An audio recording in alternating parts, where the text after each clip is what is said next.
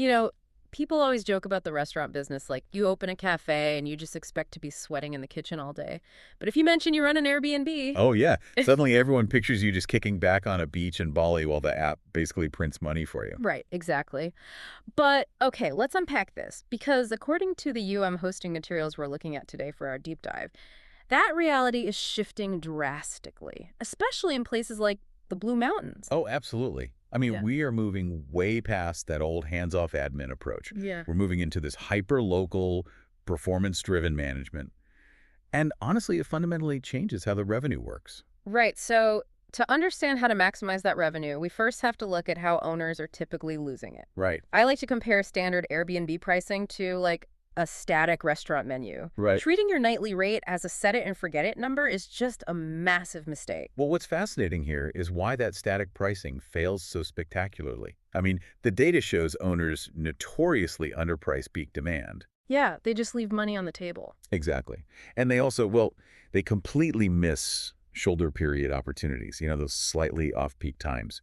Or they fail to adjust when booking windows move. Wait, what do you mean by booking windows moving? So, like, if travelers suddenly start booking 3 months out instead of 3 weeks out, if your price hasn't shifted dynamically to catch that new wave, You're just bleeding potential revenue. exactly. And then on top of that, the day-to-day operations get bogged down, right? Oh, for sure.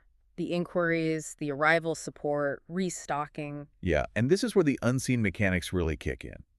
When an owner gets overwhelmed, their response times drop, and turnover standards get really loose. So a missed restock or a late reply isn't just bad customer service. It literally tanks your algorithmic visibility. Precisely. I mean, Airbnb actively rewards hosts who reply in minutes and maintain perfect cleanliness. They push them right to the top of the search results. It's basically an algorithmic flywheel, not just hospitality. Yes.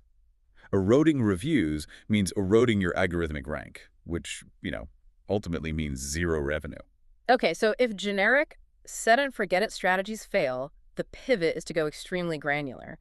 But I actually have to push back a bit on the hosting materials here. Oh, sure. What stands out to you?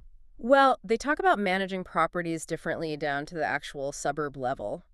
Is it really necessary to manage a place in Lura differently than one in Katoomba? I mean, they're literally 5 minutes apart. I know it sounds excessive, but if we connect this to the bigger picture, the data says absolutely yes. Really? Just for a 5-minute drive? Yeah, because Katoomba might draw a younger, budget-conscious crowd doing day hikes, and they might prefer to book, say, 3 weeks out. I follow that. But then Lura, on the other hand, draws luxury weekenders looking for boutique cafes, so they might book 3 months out. Oh, wow. I see. So if you treat them exactly the same, you're either leaving money on the table in Lura or sitting totally empty in Katoomba. It's exactly right.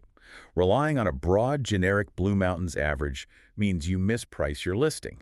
And this is the core of what Hosting calls their GeoBoost approach. So it's about live local market reports then. Yeah, instead of guessing, they scrape live competitor bookings in that specific zip code. You have to adapt to the live local market to either undercut competitors or raise prices dynamically. Nailing that local pricing is obviously crucial. But here's where it gets really interesting for me. Looking at this case study, Hosting points out achieving periods of 97% occupancy. Yeah, that is a massive number. Right. I honestly assumed 97% occupancy was just like a really lucky peak season. No, it's really not a fluke. It's a compounding result. So how does that actually happen consistently? Well, that 97% only happens when dynamic pricing brings in the right bookings. And then tight physical operations secure those 5-star reviews to keep the flywheel spinning. So this is where things like their cleaning engine come into play. Yes, exactly.